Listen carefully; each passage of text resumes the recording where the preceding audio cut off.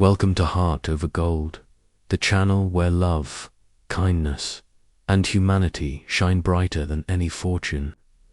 In today's story, Sophia Carter believed her marriage to Daniel Carter was unbreakable, but his cruelty shattered that illusion.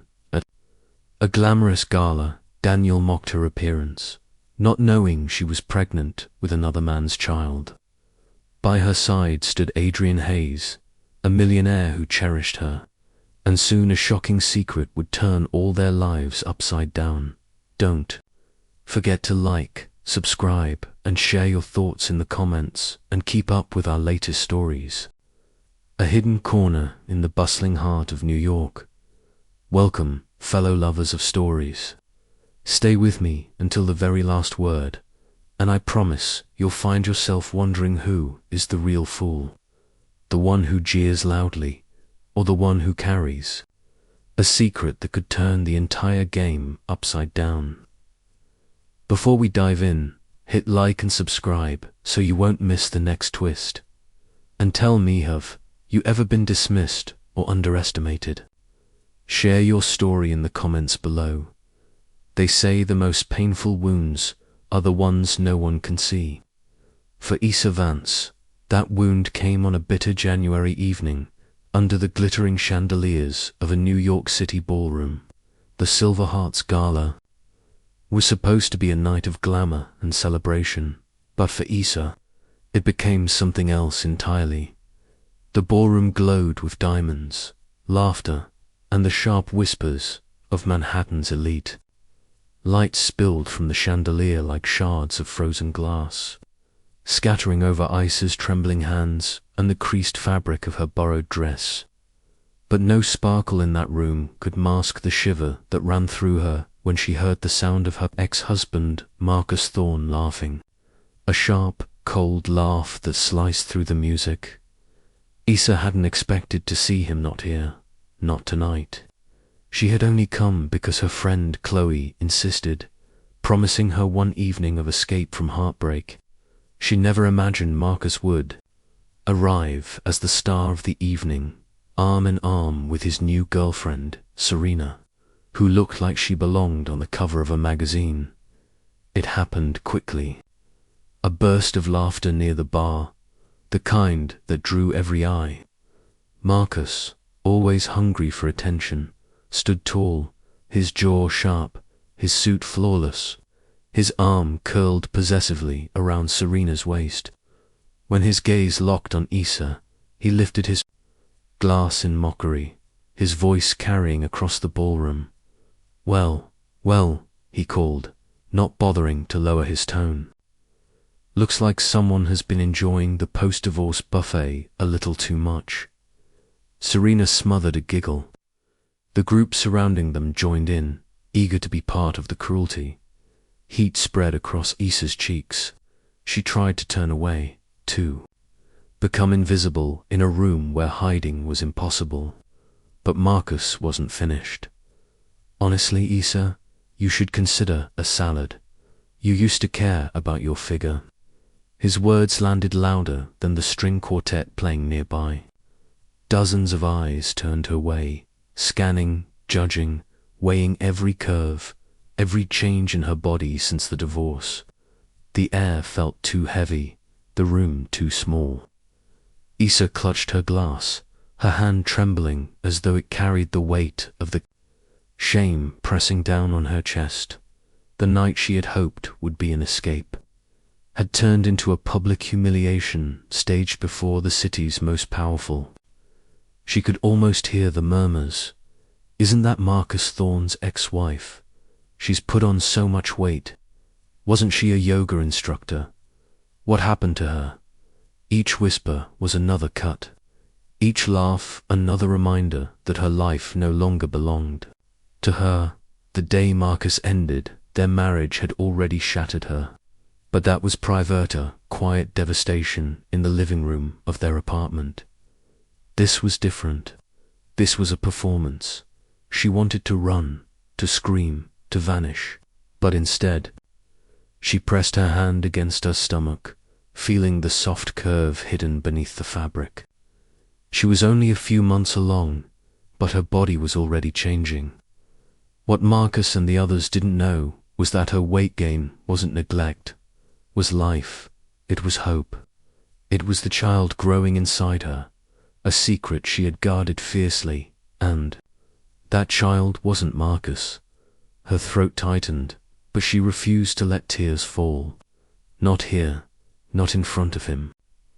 She straightened her back, swallowing the pain, even as Marcus walked away smugly, his laughter echoing behind him. Across the room, Chloe caught Issa's eye, her expression soft with worry.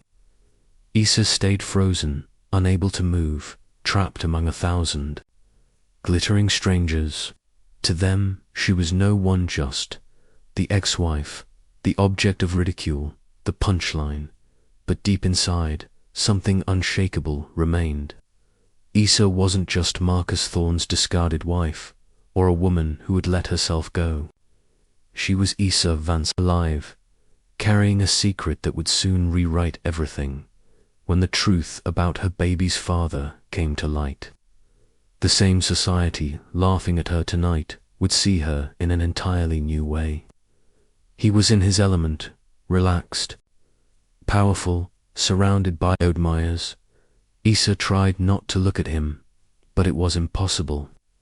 He laughed too loudly, held his new girlfriend too tightly, and basked in the attention as if the Hollow Night were a celebration of him. His girlfriend Serena was young, beautiful, with movie star hair and an attitude to match. She looked as if she had been poured into her silver dress by a team of stylists. They made a perfect couple, and Issa felt the insides twist. Issa found her seat near the back, next to strangers. Ho barely glanced her way. She listened as the host announced the auction lots, weekends on private yachts, diamond jewelry, dinner with the mayor. Each item went for more than Isla made in a year. She clapped politely, sipped her sparkling water, and tried to wish the night away. She couldn't help but overhear snippets of conversation. Twayamin, behind her, dripping in diamonds, gossiped about old money and news candles. A hedge fund manager boasted loudly about his latest acquisition, while his wife scrolled through her phone, bored. At the next table, a local news anchor smiled for selfies with fans, her laughter as rehearsed as her nightly broadcasts. EA felt both invisible and exposed. She was a stranger in a world that thrived on exclusivity. Every detail of the night was designato. Remind people like her how far they were from real power. Even the air smelled expensive, a mix of French perfume and the crisp fizz of chilled champagne. Suddenly, a voice cut through the crowd.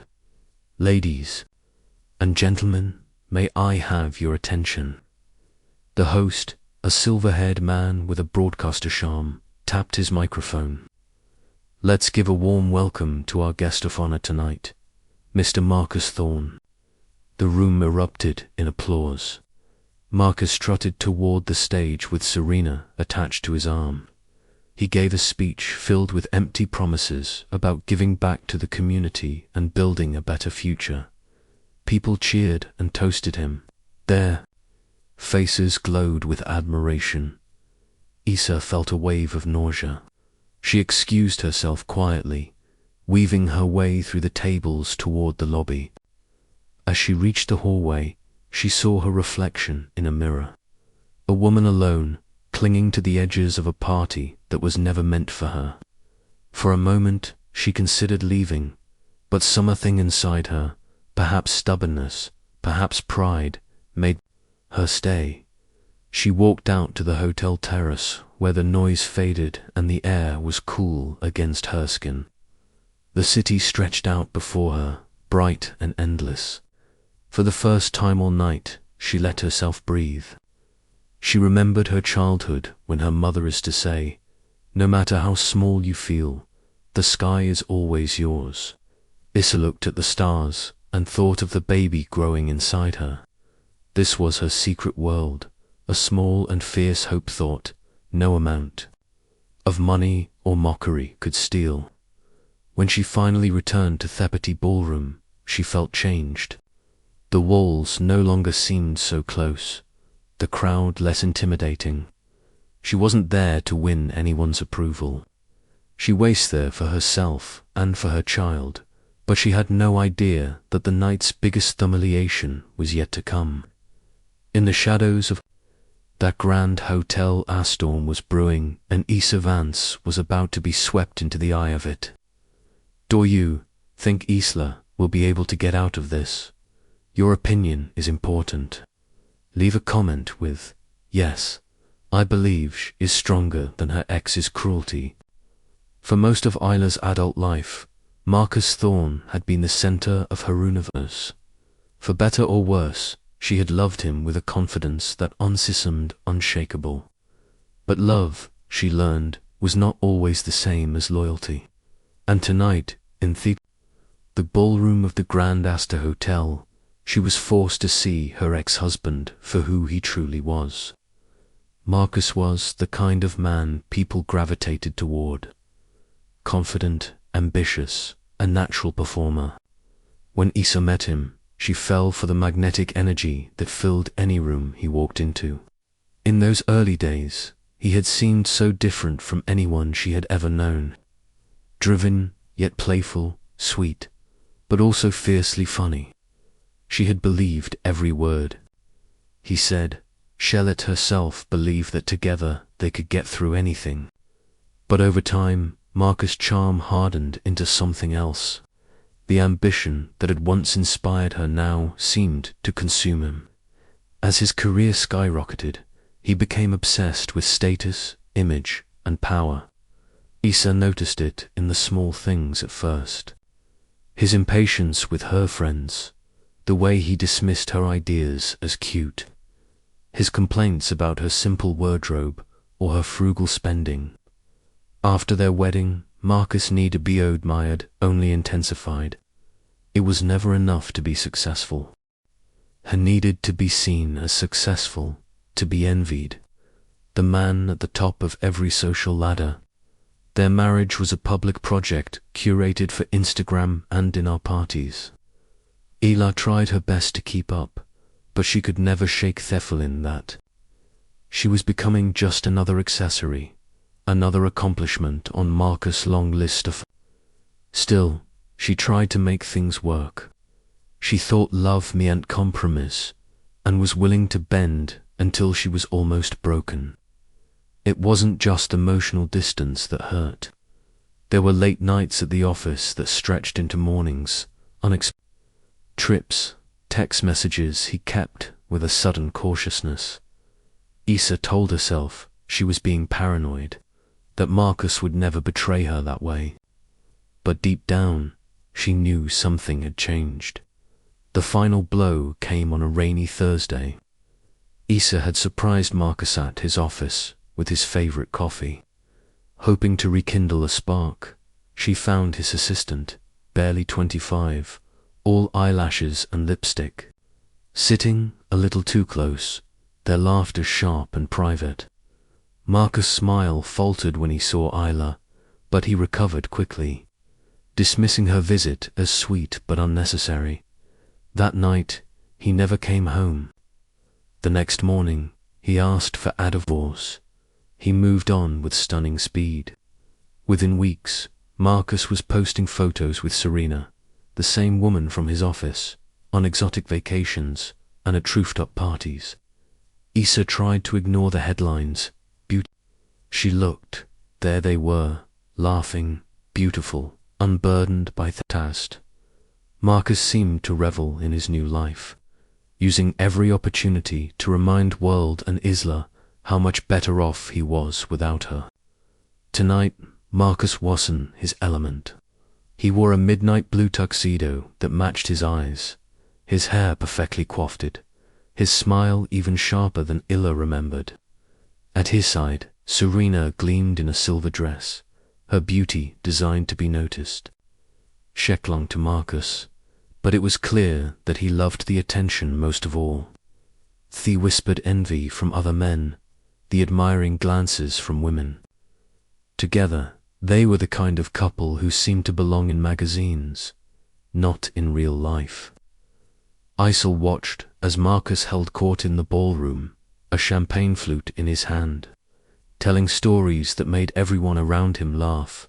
It was a choreographed performance, but only Isa recognized the cracks beneath the surface. The insecurity, their relentless hunger for approval, the subtle digs and jokes that hurt a little too much. As the night went on, Marcus's cruelty became more pronounced. He made jokes about Isla's upgrade, a derogatory way of signaling her changed appearance. He told anyone who would listen how married life had aged him, how he was finally free to live. Serena played her part perfectly, laughing at Marcus's jokes, leaning in to kiss him in a way that was more for the crowd than for him. It wasn't enough. To be happy, Marcus needed Isla to see how happy he was. He needed her to feel small, forgotten, replaced. Every glance, every laugh, every accidental encounter was part of show. Isa tried to keep her head high, but the barb stung. It was one thing to lose the man you loved. It was another to watch him use your pain as a weapon for his own entertainment. She clenched her purse, so tightly her knuckles turned white, swallowing the tears she refused to let fall. But the real betrayal, the one that really broke her, was the realization that Marcus had never truly seen her. To him, she was never a partner, never an equal, never a woman with dreams and fears of her own. She was a symbol, a trophy, a stepping stone. And when she no longer served his ambitions, he discarded her as she watched Marcus parade his new love before the city Selite. Isa felt the old ache in her chest, but beneath the pain was a growing sense of clarity. She saw Marcus for who he truly was.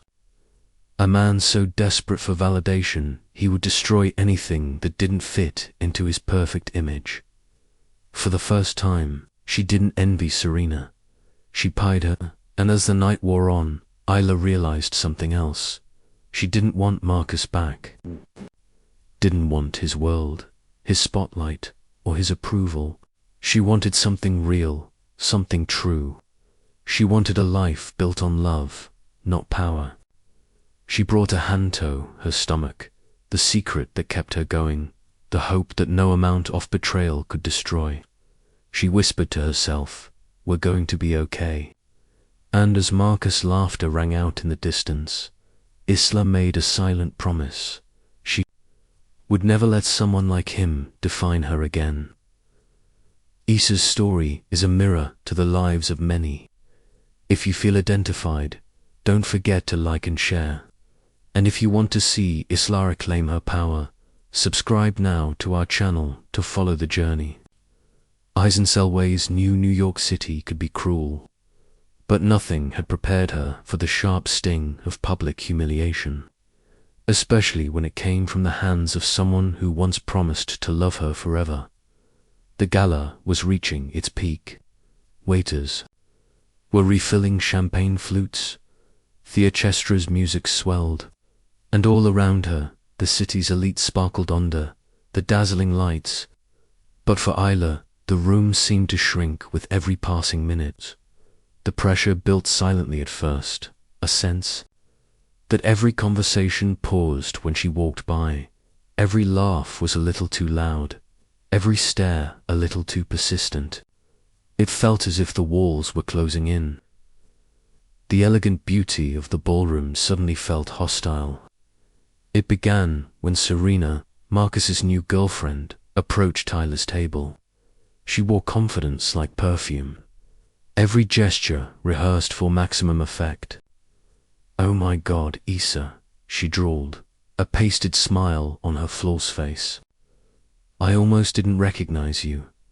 You look so different." The word hung in the air, thick with implication. Isa managed a polite smile, her heart pounding. "Good to see you, too, Serena." She kept her voice steady, refusing to let the younger woman see the tremor beneath her calm, but Serena only leaned in, her voice dropping to a conspiratorial whisper. Marcus says, "You've been going through a lot. I just wanted to say, I hope you're doing okay. It's hard, you know, moving on." Ishix flushed, but she refused to reciprocate. "I appreciate your concern," she said quietly, her gaze never wavering. Serena smiled a triumphant smile and glided away to join Marcus at the center of the room. The crowd parted for them. There, laughter swelled as Marcus swept Serena onto the dance floor, twirling her under the lights like the star of his own private show. Then came the moment that would change everything. The host announced the night's biggest auction prize, a week at a private villa in Tuscany, complete with personalchefs, chauffeurs, and a wardrobe full of designer clothes. The bidding was fierce. The crowd buzzed with excitement. Suddenly, Marcus, always the showman, raised his hand and bid an obscene amount. The kind of number that made people gasp and swivel in their seats. The spotlight shifted to Marcus and Serena, bathing them in a golden light. Marcus stood smiling and pulled Serena toward him. "She deserves the world," he declared loud enough for the entire room to hear. "Unlike some people, she never lets herself go." The words echoed in the ballroom like a gunshot. Silence rippled across the tables. Issa felt the blood drain from her face. Dozens of eyes turned to her, some with pity, others with thinly veiled delight. Someone stifled a laugh.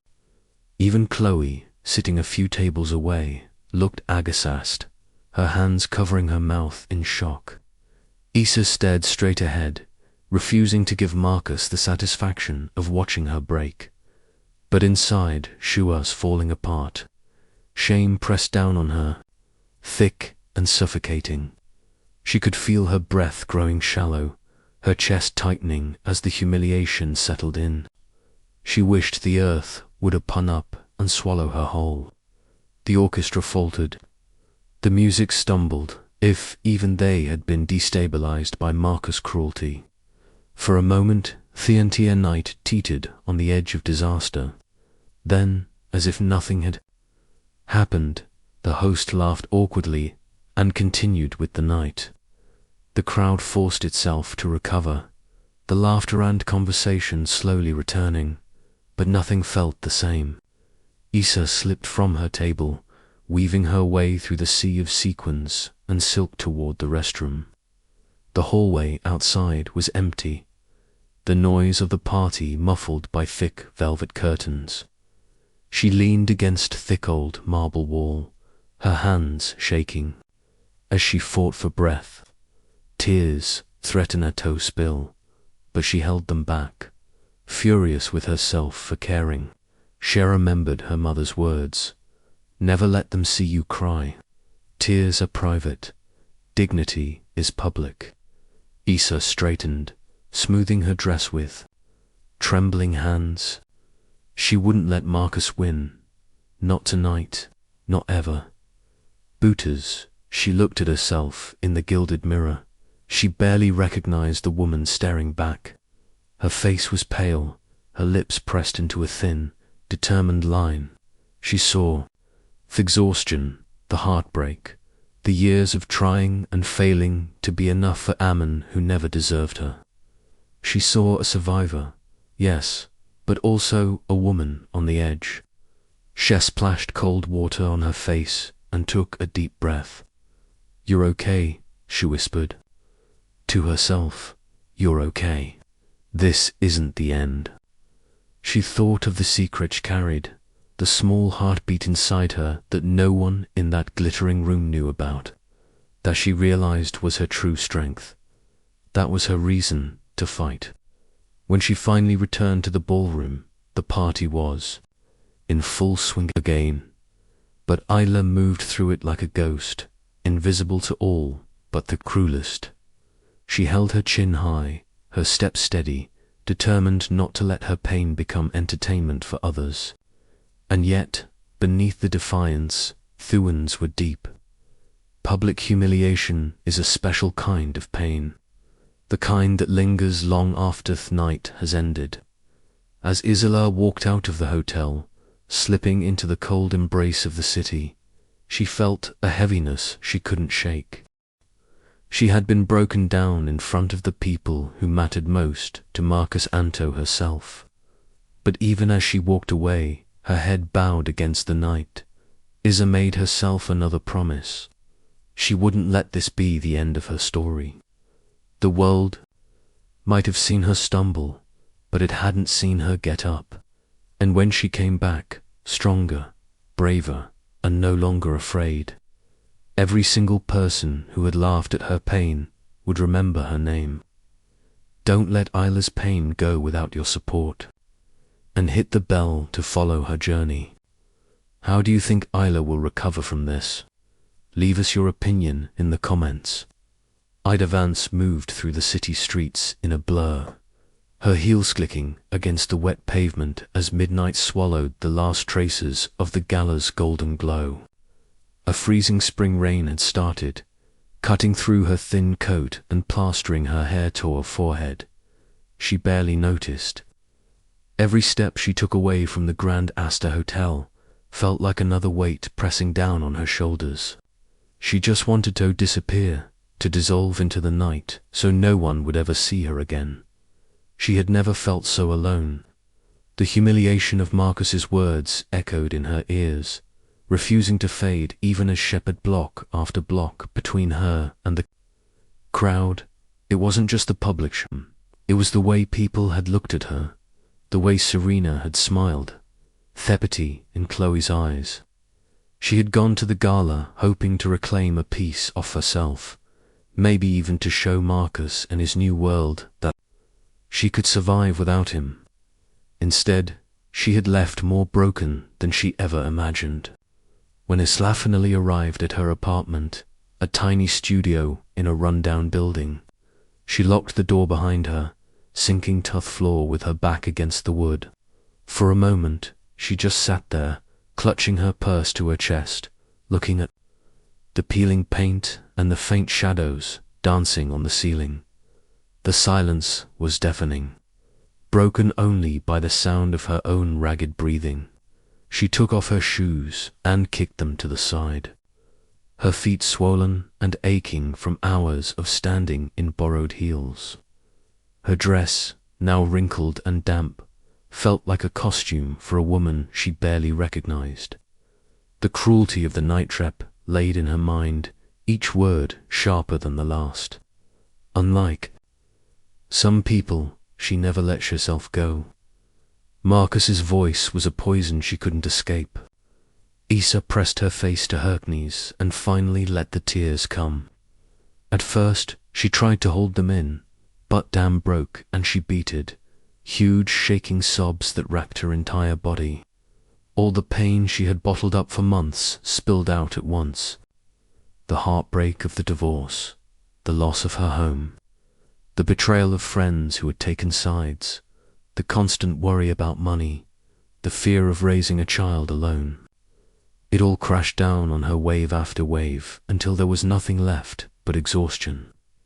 She cried for herself, but she also cried for the baby she carried, a child who deserved better than this mess, better than a mother who couldn't even stand up for herself at a stupid party. She cried for the future she had lost, for the woman she once was, for all the dreams that now felt so far out, off reach. She wondered if she would ever feel whole again. Eventually, the tears dried, leaving Isla feeling empty and numb. She dragged herself to the bathroom, looking at her reflection in the flickering light. Her eyes were red and swollen, her cheeks stir. She looked tired, so tired it hurt. She turned on the tap and splashed cold water on her face, trying to wash away the traces of the pain. It didn't work.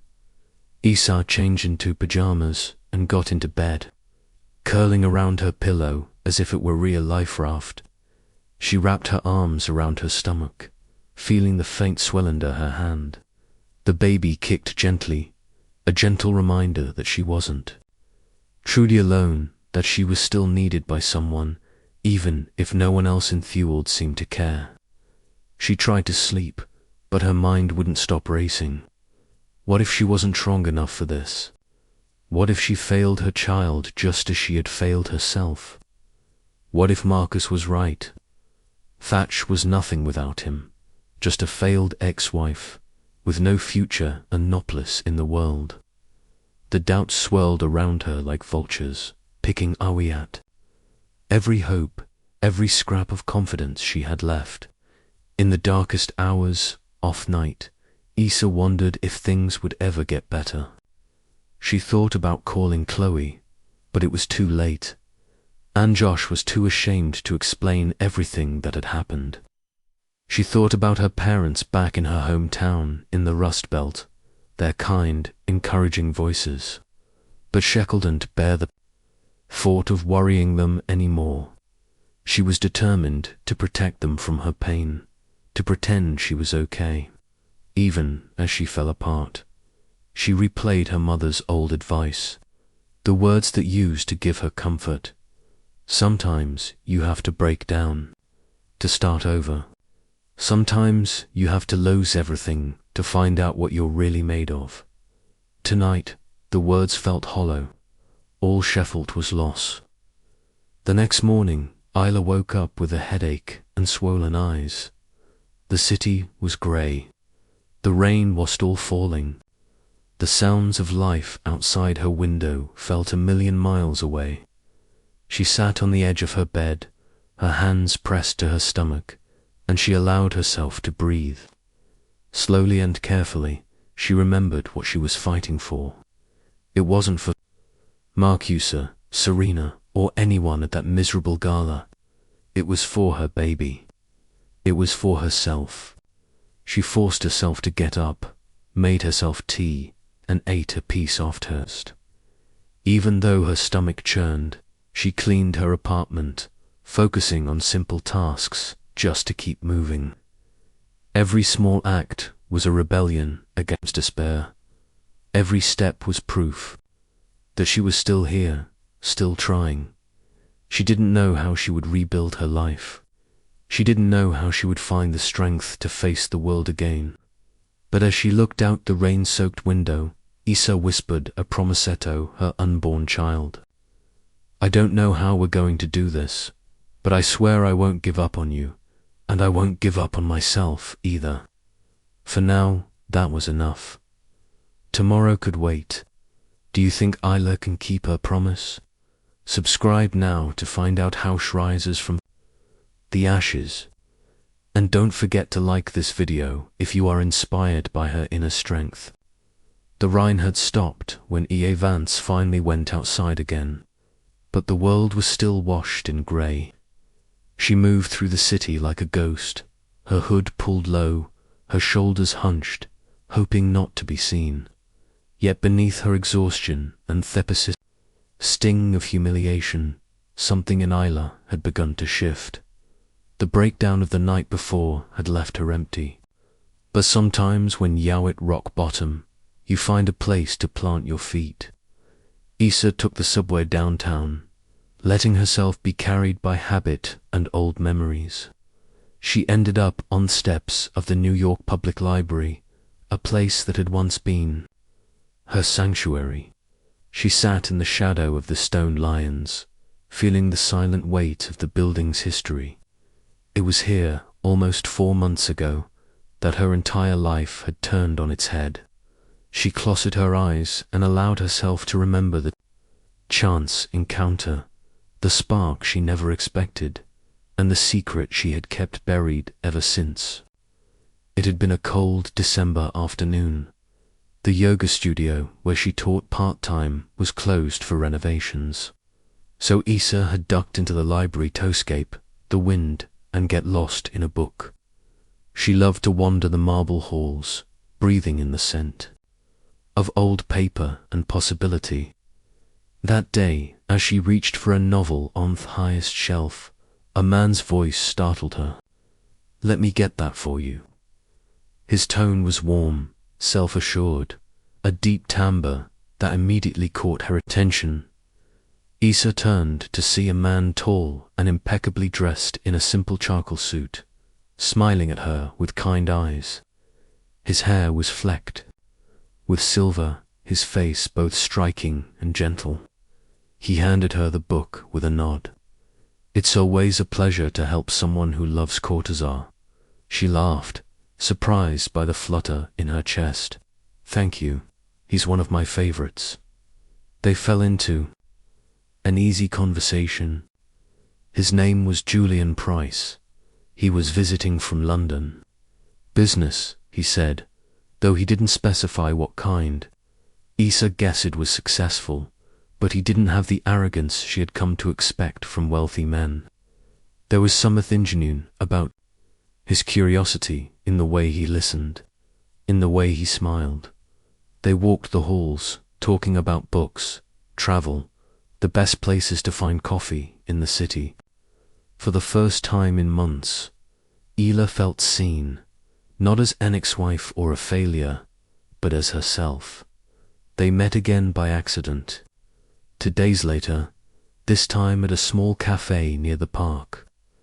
Julian bought her coffee, and they sat talking until the sun dipped behind the skyscrapers. He was easy to be with. His British wit was both disarming and comforting. He never pushed, never pried. Issa found herself opening up in ways she hadn't with anyone since her marriage fell apart. Their friendship grew quickly, over dinners and museum visits. Issa learned that Julian wasn't just wealthy.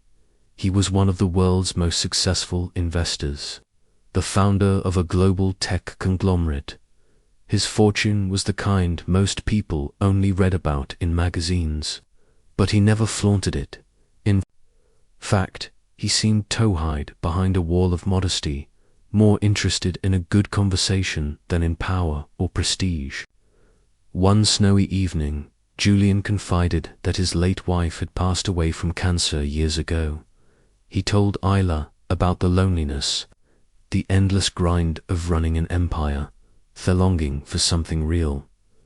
Issa, in turn, shared her own scars, the pain of her divorce, the loss of her dreams, the fear of never belonging anywhere again. In that soft, vulnerable space, something blossomed between them. They spent one perfect night together. Just one. It wasn't planned. There were no promises or declarations. It was gentle and real, and exactly what Issa needed. A reminder that she was still alive. She was still capable of love. The next morning, Julian left for London, their lives diverging with a sweet and bittersweet goodbye. Issa never expected to see him again. She certainly never expected what came next. A missed period, the silent panic, the test that came back positive.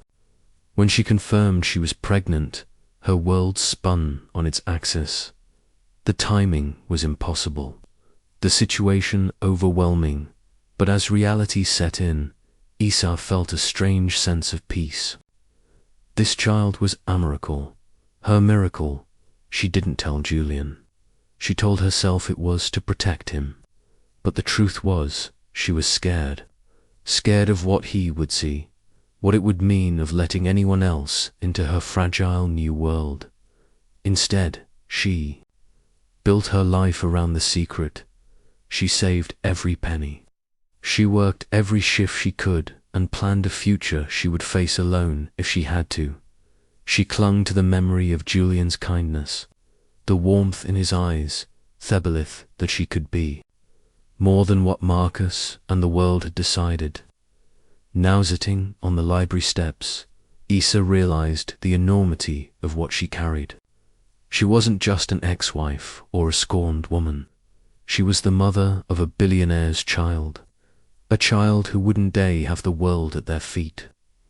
A child conceived with hope, not regret. Suddenly, Marcus' insults, the snide looks, the shame, it all felt small.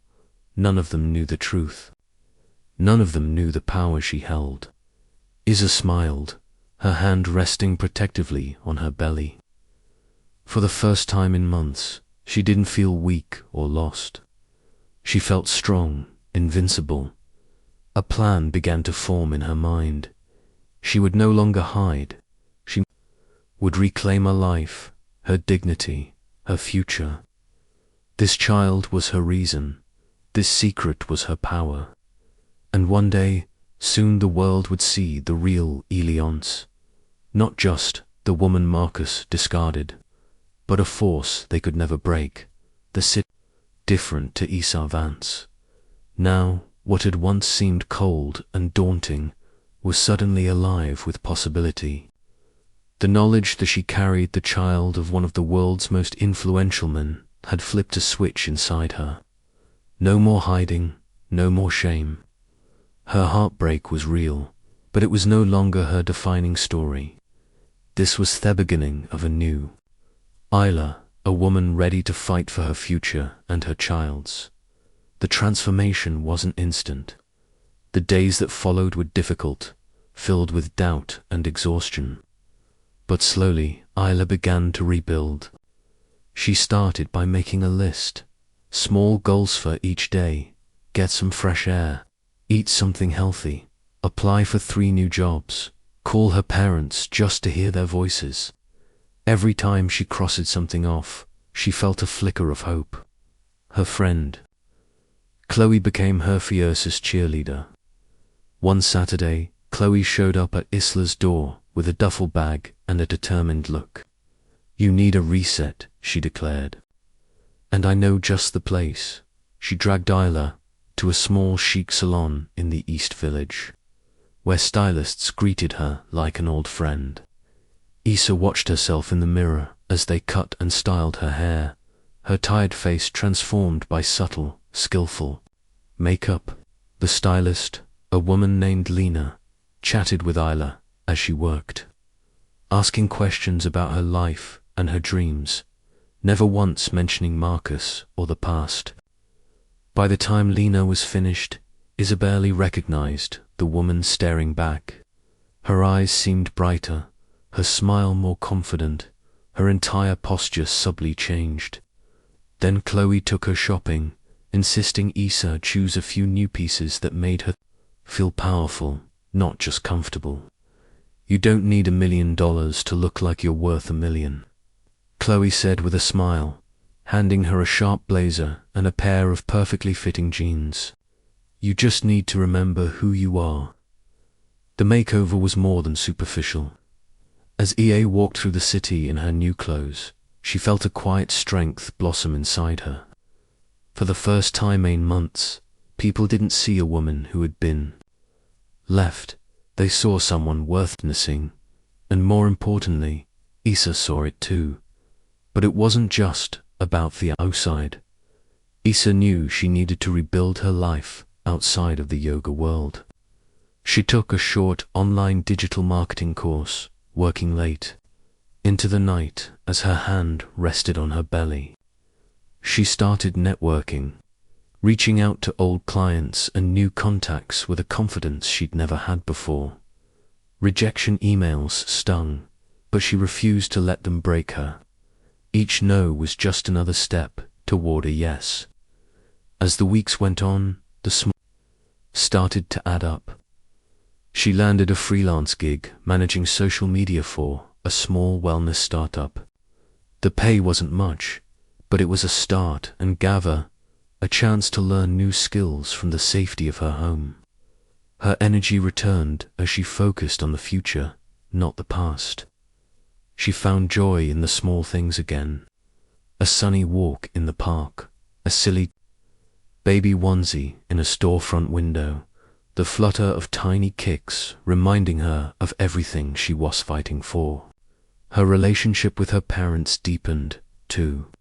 She finally came clean with them about the pregnancy, expecting disappointment, but finding only love and support.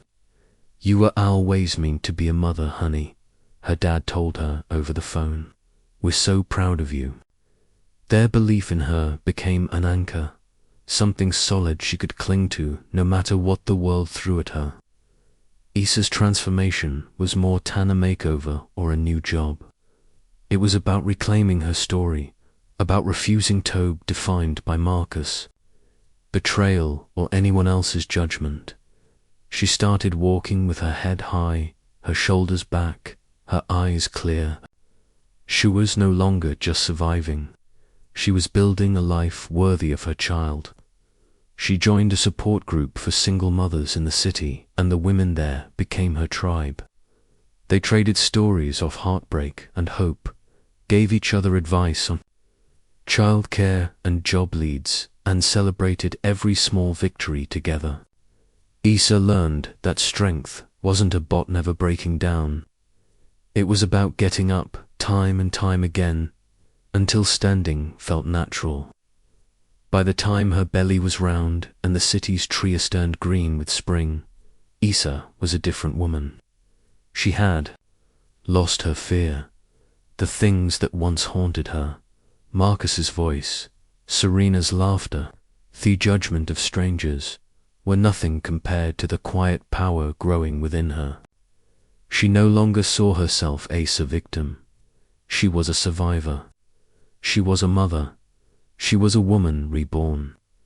One sunny morning, Issa stood on her apartment balcony and watched the city wake up. The sky was stir with gold, clear, crisp, and alive. She pressed her hands to her belly and whispered, "We're going to be okay. We're going to be more than okay."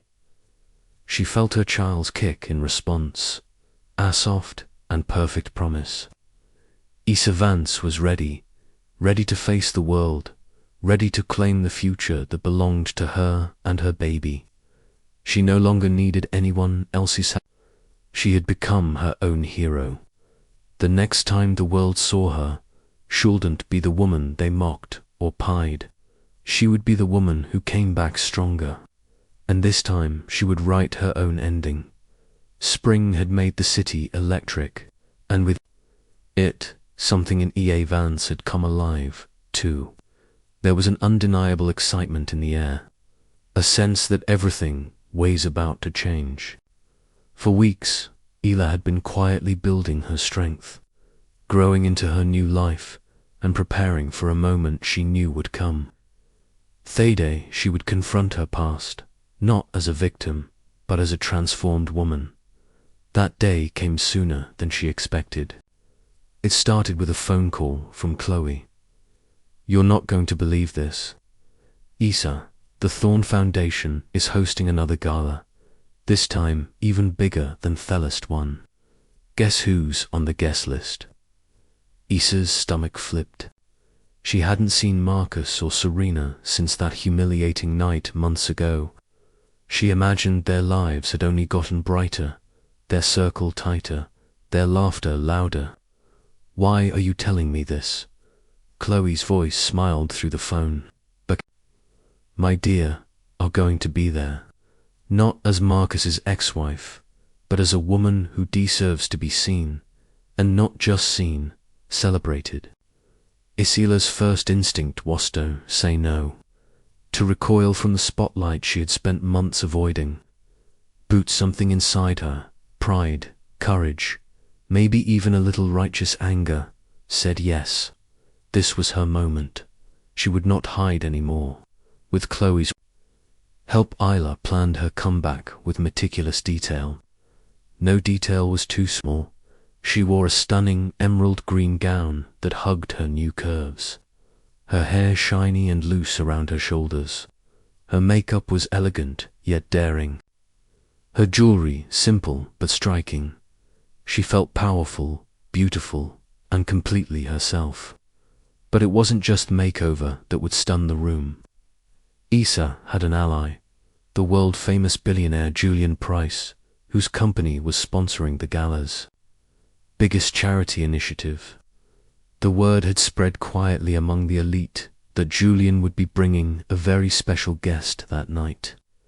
A woman whose courage and grace had inspired him. Azola arrived at the gala on Julian's arm, with a low murmur the moment they walked in. Cameras flashed, guests craned their necks, and a wave of whispers moved through the crowd. Marcus and Serena were at the center of the room, holding court as usual. But the moment they saw Isla, confident, radiant, unafraid, Marcus' smirk faltered. Serena's eyes went wide. Her grip on Marcus's arm tightened. Julian was the perfect gentleman, guiding Isla through the crowd, introducing her to influential people and philanthropists who looked at her with genuine respect. Isa felt the nerves bubbling inside her, but she held her head high. Moment that had led her here. When the program began, the host announced a surprise. Tonight's largest charity moment, a record-breaking $10 million, is coming from the Price Vance Initiative, an organization dedicated to supporting single mothers and empowering women in need. Please welcome to the stage Mr. Julian Price and Isa Vance. The applause thundered in the ballroom. Isa's heart pounded, but she walked to the stage with Julian, feeling a sense of destiny. She looked out at Marcus and Serena, catching the stunned faces, and first time, she felt nothing but pity. Julian spoke first, praising Isla's strength, resilience, and vision for the foundation. Then, as the spotlight landed on EA, she took a deep breath and addressed their crowd, not as Marcus's ex, but as her own woman. Tonight is the start. I'm not because my life has been easy, but because I refuse to let hardship define me. I am proud to be a single mother, proud of my journey, and on a red toe, use my experience to help other women find their voice and their power. No one's hold ever be made to feel small or invisible. We are all worthy of love, respect, and opportunity. The room was silent, rapt with attention. Even Marcus couldn't hide his astonishment. Then came the twist no one saw coming. To Isla, his eyes full of warmth. Isa, I believe the world needs more people like you. People who turn adversity into hope. That's why I'm partnering with you. And that's why the Price Vance Initiative will change thousands of lives. The crowd erupted in applause. Reporters were scribbling furiously, cameras capturing every angle. Marcus looked devastated. His position as the center of attention usurped by the woman he once mocked. Serena was pale, her confidence deflating in real time. As the night went on, people flocked to Isla to thank her, to share their own stories, to ask how they could help. Isa felt seen, valued, and finally free. She smiled for photos, shook hands with politicians and CEOs, and accepted congratulations from every corner of the room. But the most important moment came when Marcus, visibly shaken, tried to approach her. As the night ended, he looked desperate, a shadow of the man who once stood so tall. Illa, can we talk? She held up her hand, her smile gentle but firm. Marcus, there's nothing left to say. I wish you the best, I truly do. But I have a new life now, one that doesn't include your approval or your pity. Marcus's face crumpled and Isa felt a wave of peace. This was her victory, not just over him, but over every fear, every doubt, every moment she thought wasn't enough. As she walked out of the gala hand in hand with Julian, with the city shining gold around her, Isa Vance knew she had written her own story, and this was only the beginning, a triumphant ending. If Isola's story has inspired you, show it with a like and leave a comment about the moment that moved you the most. And of course, if you haven't already, subscribe to our channel so you don't miss our next life-changing stories. The night air was cool as Issa Vance walked out of the gala, the sound of a plough still ringing behind her. The city lights seemed to shine just for her, bathing the sidewalks in gold and silver. For the first time in a long time, Issa felt the weight of the past lift from her shoulders. Every humiliation, every heartbreak, every lonely night had led to this moment. It wasn't a perfect ending, but a powerful new beginning. Julian squeezed her hand, his eyes bright with pride. You were incredible up there, Issa. Truly, I've stood in front of world leaders and heads of state, but you inspired me in a way I'll never forget. Issa smiled, feeling a soft warmth spread through her chest. Thank you, Julian, for everything. For believing in me when I couldn't even believe in myself. He pulled her gently away from the photographers and kissed her on the forehead. You never needed saving, Isla. You just needed a chance to be seen. Now the world sees you, and so do I. Those words, as simple as they were, meant more to Issa than any headline or She realized her power had never been dependent on who stood beside her or what others thought of her. It had always been there, waiting to be claimed. The months that followed were a whirlwind. The Price Vance initiated became one of the city's most talked about charities, raising millions for single mothers, abused women, and children in need. Issa threw herself into the work, using her experience and compassion to guide every decision. She was on the cover of magazines, invited to speak on panels, and honored at events across the country. But she never let the spotlight change her. She still called her parents every Sunday. She still met Chloe for coffee and long walks in the park. She still found quiet moments to sit by her window and watch the world go by, her hand on her growth.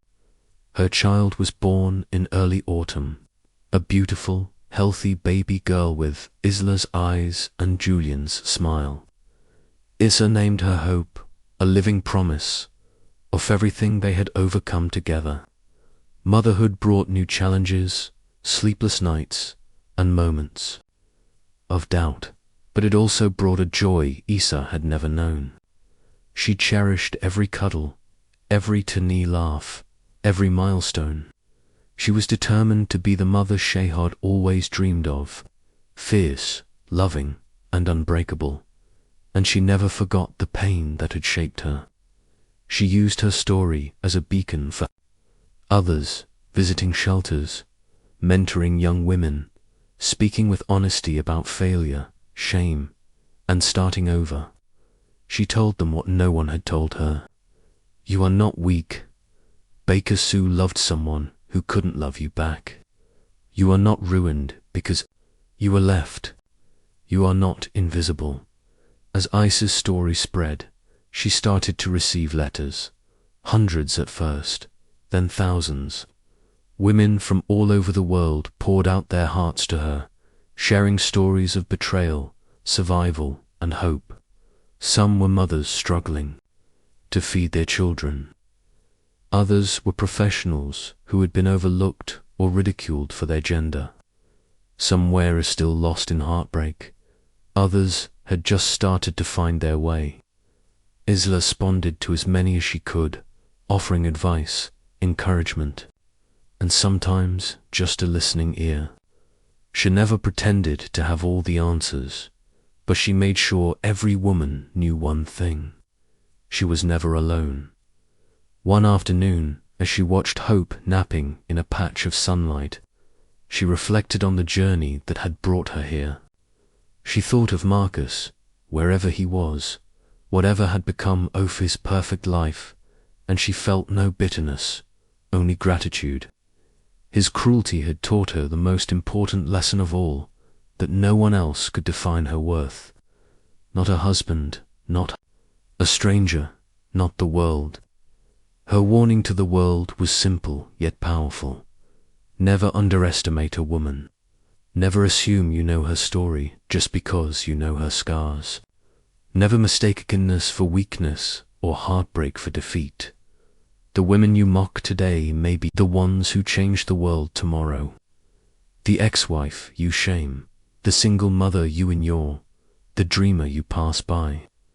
She could be your boss, your inspiration, your hero. Isola's voice became a rallying cry for women everywhere. Her speeches were quoted. Her articles were shared by millions. But the real legacy she left was not found in headlines or awards. It was in the women who stood up for themselves, who left toxic relationships, who started businesses, who found the courage to love again. It was in every child who grew up knowing their mother was a warrior, not a victim. On the 1-year anniversary of the gala, Issa returned to the Grand Astor Hotel, not as a guest, but as the keynote speaker. The same chandeliers glittered above, but this time every light seemed to celebrate her victory. She looked out at the crowd and saw dozens of familiar faces, friends, allies, even old foes who now admired her strength. She ended her speech with the words she wished someone had told her in her darkest hour. We are not defined by who hurts, but by how we rise after the fall. Every woman is entitled to her own story, her own dreams, her own power. Don't let anyone take that away from you. Not tonight, not ever. The applause was thunderous. Issa felt Hope's small hand gripping her finger, Julian's arm steady at her back, and Chloe smiling from the front row. Her life hadn't gone according to plan, but it was more beautiful than she ever could have imagined. The world would remember the night Issa Vance reclaimed her story, and every woman who watched her would know they could do the same. And so ends their story. And you, dear friend, are you still here with us right now? If you have stayed until this moment, I know that something in Ella's journey must have touched your heart in some way. Perhaps you have been hurt, perhaps you have felt invisible, or perhaps you have carried a secret pain that the world could never see. If this story teaches us anything, it's that every ending can become a new beginning if we find the courage to believe in ourselves again. Remember, you are not ruined because you were left. You are not invisible. Sometimes what breaks us is actually what gives us the strength to rise even higher. As life's wisdom teaches, throughout is the place where the light enters you. So, let's hold on to hope. Let's stand up for ourselves and for all those who still feel invisible.